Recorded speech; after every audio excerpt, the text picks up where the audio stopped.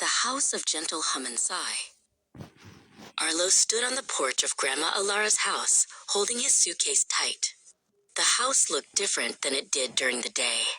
Its windows looked like giant eyes, and the shadows of the tall oak trees danced across the lawn.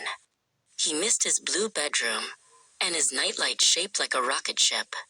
Grandma Alara opened the door, her smile as warm as a fresh batch of cookies. Dinner was Arlo's favorite, spaghetti with extra cheese, but he only took small bites. The kitchen in this house had a clock that ticked much louder than the one at home. Every tock sounded like a tiny hammer. Grandma Alara watched him kindly. She knew that sometimes the world feels much bigger when the sun goes down and you aren't in your own bed. When it was time for bed, Arlo looked down the long, dark hallway. The guest room felt like a faraway island. The shadows from the hallway coat rack looked like a tall, thin monster reaching out. Arlo took a deep breath, but his feet didn't want to move. He wished he could shrink down and hide inside his own suitcase. Grandma Alara sat on the edge of the big, puffy guest bed and patted the quilt. Arlo climbed up beside her, the mattress feeling springier than his own. "This house is very old, Arlo," she whispered, "and because it's old, it likes to talk. Some people think the noises are scary, but they are just the house's way of saying hello."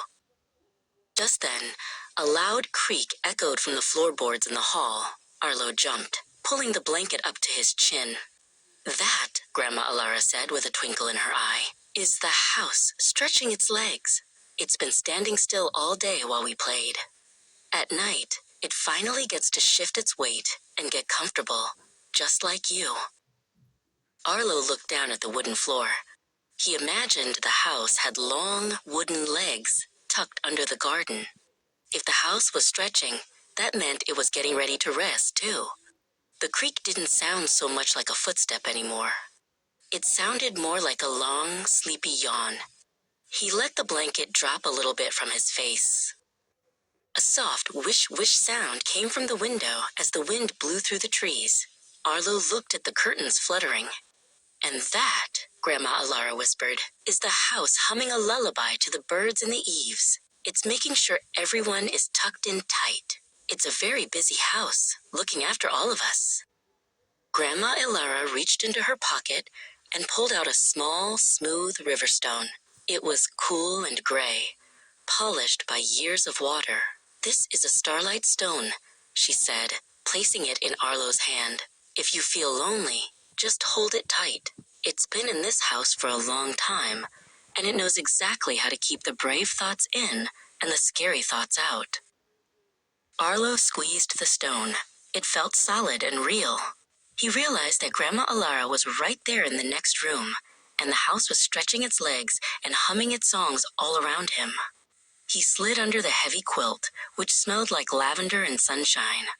"Good night, house," Arlo whispered. "Thank you for watching over me." The tick-tock of the clock became a gentle heartbeat. The creaks of the floor were just the house settling into a dream. Arlo closed his eyes, and before he knew it, he was drifting off to sleep. He wasn't in a strange place anymore. He was in the house of gentle hum and sigh, and he was perfectly safe.